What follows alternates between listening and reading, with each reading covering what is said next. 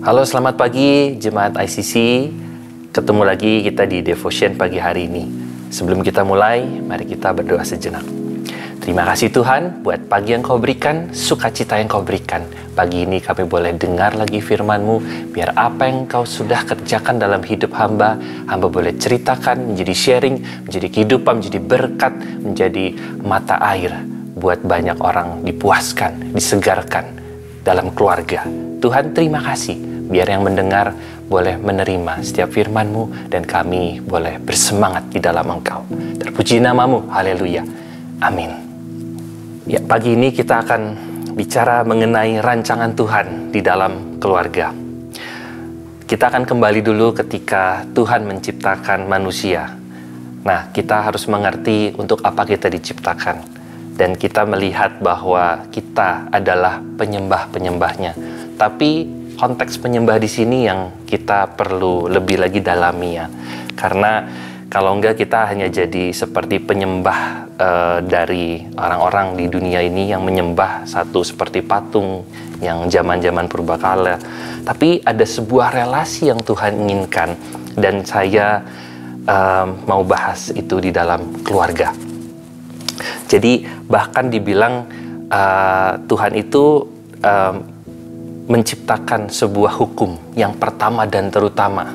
Ya, di Perjanjian Lama dan Perjanjian Baru juga Tuhan mention ini dua kali ya, di Perjanjian Lama dan di Perjanjian Baru. Dan di Perjanjian Baru Tuhan juga bilang di Matius 22 ayat 37 sampai 38, hukum yang pertama dan terutama adalah kasihilah Tuhan Allahmu dengan segenap hatimu, dengan segenap jiwamu, dengan segenap akal budimu. Di sini ada rahasia yang kalau kita lihat Tuhan menginginkan sebuah relasi yang begitu dalam, yang bukan hanya sekedar disembah, tetapi Tuhan inginkan sebuah relasi seperti keluarga. Nah, saya coba discover ini selama saya menikah, dan juga banyak hal yang terbuka dan saya akan sharing pagi ini ya. Nah, ceritanya berawal dari ketika saya lahir baru, ketika saya masa-masa kuliah. Nah, itu saya dipulihkan. Singkat cerita, Tuhan memberikan pasangan hidup buat saya. Saya benar-benar menyerahkan masa depan saya buat Tuhan. Saya memilih pasangan apa yang dari Tuhan, bukan yang saya inginkan. Dan singkat cerita 10 tahun lalu kami menikah. Dan saya belajar banyak tentang sesuatu rahasia-rahasia yang Tuhan taruh di dalam pernikahan. Di Efesus 5 ayat 20 sampai ke 33 dibilang rahasia ini besar. Yang dimaksudkan, yang dibahas tentang hubungan suami istri itu ternyata adalah hubungan Kristus dengan jemaat. Jadi ada beberapa hal, saya mungkin nggak bisa share semuanya, tapi saya akan share beberapa poin yang bisa saya share di pagi ini. Mengenai menjadi pasangan di dalam pernikahan. Dan yang kedua, kita menjadi anak atau kita menjadi orang tua. Kita semua tidak terlepas dari yang namanya hidup berkeluarga. Tiba-tiba kita lahir, pasti kita punya orang tua. Dan ketika nanti kita berpasangan, kita menikah, kita bisa saja memiliki anak. Tapi itu pun sebuah kehormatan ketika kita diberikan anak, kita dipercayakan seorang anak. Nah, saya akan bahas dulu ketika kita menjadi pasangan di dalam pernikahan. Apa bedanya dengan ketika kita masih pacaran? Ini beda banget. Ada hal-hal yang Tuhan bukain, the secret of relationship sama Tuhan, the intimacy. Hal pertama adalah tentang keintiman. Jadi saya merasakan banget yang namanya keintiman dengan Tuhan itu harus seperti apa. Ketika saya menikah 10 tahun lalu itu, setiap hari itu saya kayak hidup di dalam dunia yang berbeda banget. Dan saya mengerti itu adalah sebuah stage atau sebuah musim baru dalam hidup saya. Saya excited banget karena wah, saya sekarang sudah menikah dan sudah memiliki seorang istri. Itu adalah hal yang benar-benar setiap hari kayak saya selalu bilang, ini kayak mimpi ya gitu ya. Dan saya happy banget. Dan saya menjalani pernikahan saya hari demi hari di dalam Tuhan. Saya benar-benar menjadikan Tuhan sebagai fondasinya. Dan saya banyak dibukakan ketika ada banyak banget hal yang tidak ditemukan ketika kita tidak menikah. Dan ketika kita menikah, ada yang namanya keintiman. Keintiman suami dan istri yang tidak bisa didapatkan dengan hubungan kekasih ataupun dengan orang tua gitu ya, ataupun dengan sahabat. Di situ saya merasakan ada hati yang terbuka, hati yang benar-benar jujur, tulus dan murni terhadap pasangan saya. Di situ Tuhan ajarin banget, sama Tuhan tuh harus seperti itu. Kita nggak boleh ada hal yang ditutupi. Dan saya melihat banyak banget keluarga-keluarga yang masih banyak rahasia ya. Suami dan istri banyak rahasia, tidak membuka diri satu dengan yang lain.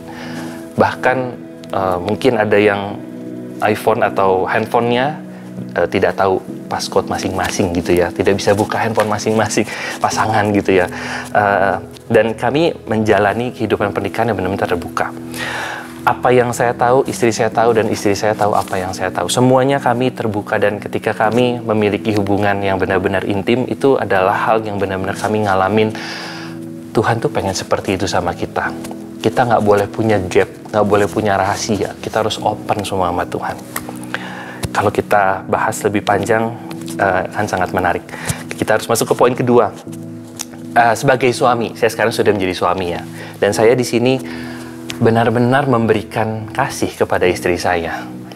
Entah kenapa itu pun secara naluriah ya.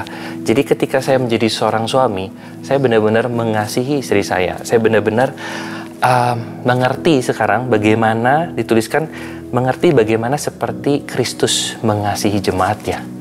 Dan di situ saya mengerti menjadi seorang suami itu seperti Kristus. Bagaimana perasaan Kristus kepada jemaatnya. Kristus itu benar-benar mengasihi seperti suami mengasihi istrinya. Dan saya bisa melihat ada kebutuhan-kebutuhan istri saya yang saya pasti mau untuk penuhi karena saya mengasihi dia. Dan buat istri, ternyata kebutuhan dia adalah dikasihi. Jadi bukan istri itu katanya ya benar-benar butuhnya uang katanya. Tapi ya saya bisa bilang gini, yang dibutuhkan sebenarnya kasih, penjagaan. Kalau suami mengasihi, pasti suami akan menyediakan buat istrinya. Pasti suami akan mencari nafkah. Nah, suami ini adalah penyedia. Jadi kita juga ngerti bahwa Tuhanlah yang menyediakan segala sesuatunya buat jemaatnya. Kalau kita ada jemaatnya, jangan khawatir. Kita pasti akan dipenuhi setiap kebutuhan kita. Nah, ketika saya ngobrol banyak sama istri saya juga menemukan bahwa kenapa kamu bisa tunduk sama saya? Karena istri saya menjadi orang cukup dominan ya di awal, tapi kalau sama saya tuh selalu kayak nurut gitu ya, sama tunduk gitu ya, menghormati gitu. Dan dia bilang gini, buat istri-istri ya, ini rahasianya.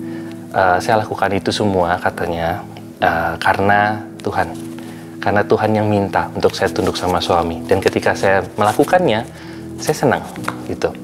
Dan pernikahan kami sangat-sangat berbahagia, dan kita bisa lihat bagaimana menjadi seorang istri itu seperti bagaimana kita menjadi jemaat yang layak di hadapan Tuhan. Jadi kita perlu banget ngerti sudut pandang menjadi seorang istri. Ketika kita menjadi istri, kita perlu tunduk, nurut, percaya aja sama Tuhan. Dan kita benar-benar harus mengerti bahwa Tuhan mencukupi kebutuhan kita. Nah, tapi ada satu sisi lagi, kita menjadi orang tua, atau kita juga sebenarnya kalau belum menjadi orang tua, kita menjadi anak. Nah, saya cerita ketika pertama kali saya punya anak. Anak pertama saya 2014. Itu saya nggak kebayang tuh gimana rasanya ya. Ini juga mungkin teman-teman yang baru menikah, baru mau punya anak, aduh kayak gimana nanti rasanya jadi bapak ya gitu, jadi orang tua ya. Saya ngalamin itu, dan itu amazing banget rasanya. Karena tiba-tiba ketika saya gendong gitu ya anak pertama saya, jadi saya hadir ketika istri saya ada di ruang persalinannya. Jadi saya yang pertama kali gendong itu, wow, ada sebuah feeling yang saya nggak pernah rasakan sebelumnya. Jadi saya banyak dengar tentang teori hati Bapa, tapi saya sendiri nggak pernah bisa merasakannya karena saya belum jadi Bapa. Tapi ketika saya jadi Bapa, secara naluriah saya mengalami feeling gimana menjadi seorang papa. Nah, yang pertama, Tuhan kan bilang gini ya, begitu besar kasih Allah akan dunia ini, sehingga Ia mengaruniakan anaknya yang tunggal. Bahkan Ia sendiri rela mati buat kita, supaya kita diselamatkan. Di situ saya benar-benar ngalamin hati seorang bapa yang bisa bilang gini, saya rela mati buat anak ini.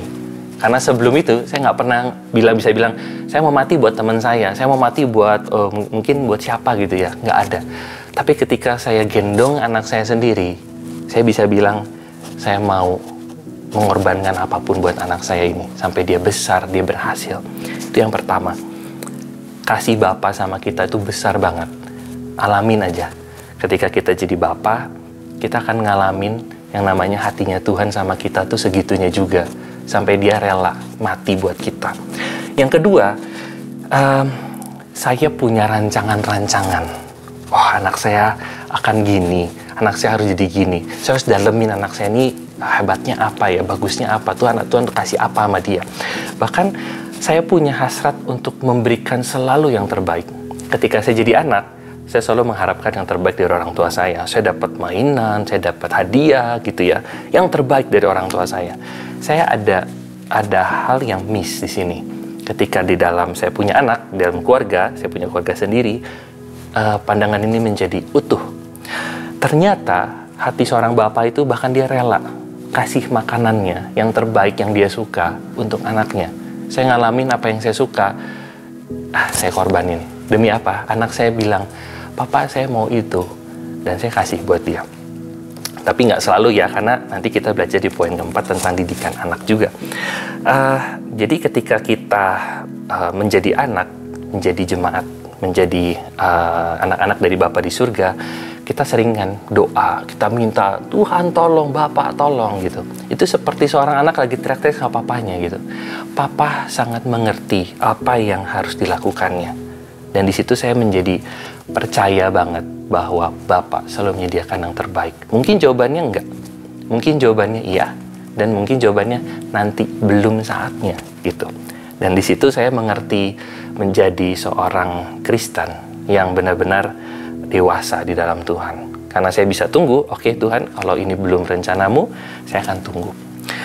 Nah, yang ketiga, ini hal yang luar biasa mengenai anak menjadi seorang anak yang banyak gagal.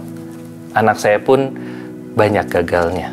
Dia merasa dia banyak nangis. Papa sorry. Saya udah bilang, lakukan A ya. Ternyata dia lakukan Z gitu ya. Karena hasratnya gitu ya, belum dewasa, masih anak-anak. Tapi yang saya mengerti adalah segagal-gagalnya anak, orang tua, Bapak selalu menerima kembali. Itu cerita yang kita juga lihat di Lukas 15 ayat 11-32 ya. Ketika anak bungsu minta harta, dia pergi ke negeri lain dan dia miskin di sana, dia kembali. Bapaknya, apa yang bapaknya lakukan ketika bapaknya melihat, dia langsung lari, nyamperin, peluk, bahkan memberikan jubah, dipestain. Ternyata hati seorang bapak itu memang seperti itu gitu. Jadi ketika saya menjadi seorang bapak, saya ngerti banget segagal-gagalnya saya menjadi anak, bapak saya selalu menerima saya. Saya menjadi yakin untuk selalu diterima. Yang penting adalah pertobatan di dalam hati saya. Yang keempat, yang terakhir, Bapak itu mendidik. Saya ikut kelas parenting di sekolah anak saya, ada kelas parenting dan saya ikutin bagaimana melakukan parenting sesuai dengan firman Tuhan. Jadi digali sesuai dengan Alkitab gitu ya. Dan di situ amazed banget bahwa apa yang saya pelajari itu benar-benar hati Bapa di surga yang benar-benar bisa mendidik kita. Ada teguran, tapi juga ada pembiaran tanda kutip ya. Jadi ketika kita berdoa Tuhan, tapi nggak ada jawaban, kita tahu Bapak sedang lagi mau ngapain sama kita. Jadi ada namanya didikan Bapa. Bahkan dibilang karena Tuhan menghajar orang yang dikasihinya dan ia menyesah orang yang diakuinya sebagai anak. Jika kamu harus menanggung ganjaran, Allah memperlakukan kamu seperti anak. Di manakah terdapat anak yang tidak dihajar oleh ayahnya? Ibrani 12 ayat 6-7. Dan itu semua membuat kita komplit menjadi pasangan dan menjadi orang tua ataupun anak. Dan kita mengerti hubungan di dalam keluarga ini semualah yang kita butuhkan untuk mendapatkan gambaran bagaimana kita harus membangun hubungan dengan Tuhan yang tidak terlihat. Jadi ada satu hal saya mau tutup dengan ini, yang kita tahu bahwa Tuhan itu membenci perceraian ya, di Maleakhi 2:16. Dan Tuhan pengen benar-benar semua pernikahan di bumi ini semuanya berjalan dengan baik. Tapi lucunya saya menyadari ada satu hal yang menarik. Di Matius 22 ayat 30 Tuhan bilang gini, karena pada waktu kebangkitan orang tidak kawin dan tidak dikawinkan, melainkan hidup seperti malaikat di surga. Jadi ternyata nanti di kekekalan tuh udah nggak ada yang namanya pernikahan. Jadi pernikahan hanya di bumi. Jadi buat apa dong kalau gitu pernikahannya? Dan ternyata semuanya hanya untuk sebuah gambaran bagaimana kita bisa hidup di dunia ini mengasihi Allah yang tidak kelihatan. Dan kita bisa belajar banyak dari dalam keluarga ini, keintiman, penundukan, mengasihi, dan semua yang begitu komplit luar biasa. Bahasannya sebenarnya panjang dan banyak, tapi saya coba singkat dengan beberapa bahasan itu.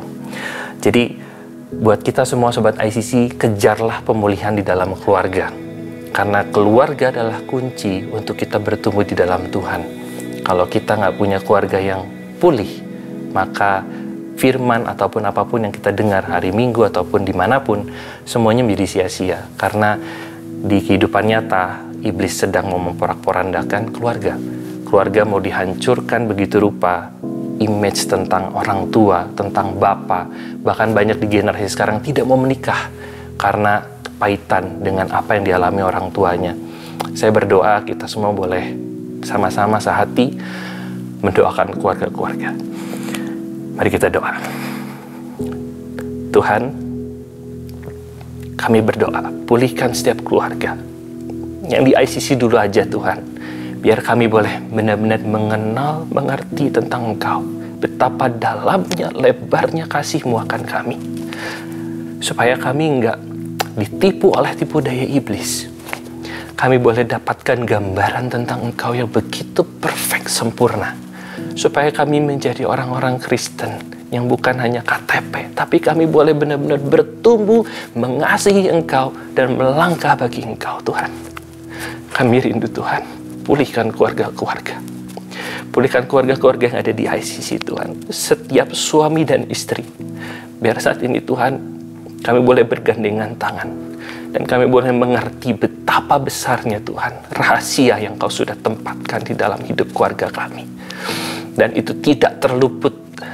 Tidak ada satupun dari kami, manusia bahkan sekalipun. Siapapun kami Tuhan. Bahkan yang di luar gereja ini Tuhan, kami hanya percaya Tuhan Engkau sudah taruh itu di dalam keluarga. Tuhan, kami minta hikmat-Mu Roh Kudus, kami minta urapan-Mu supaya setiap kami yang sedang dalam konflik, kami boleh menyelesaikannya dengan baik. Setiap kami yang sedang ada krisis kepercayaan, Tuhan, itu boleh dikembalikan. Dan kami boleh mengerti banyak Tuhan, bagaimana kami harus menjadi maksimal di dalam Engkau. Kami percaya Tuhan, Engkau punya rancangan dalam setiap hidup kami, dan biar keluarga ini menjadi support dukungan yang luar biasa. Sekarang kami mengerti Tuhan betapa pentingnya keluarga, dan betapa Engkau sangat inginkan banyak keluarga-keluarga mengalami pemulihan dan tidak ada perceraian sama sekali. Tuhan, biar kami boleh mengalami janji-janji-Mu. Ketika kami di dalam keintiman di dalam Engkau, kami mengalami janji-janji. Seperti kami Tuhan di dalam keluarga, ketika ada suami istri yang bersatu, kami memiliki anak-anak. Kami pun percaya Tuhan, ketika kami memiliki hubungan intim di dalam Engkau, kami akan mendapatkan janji-janji-Mu. Kami akan mendapatkan visi-visi yang dari Engkau.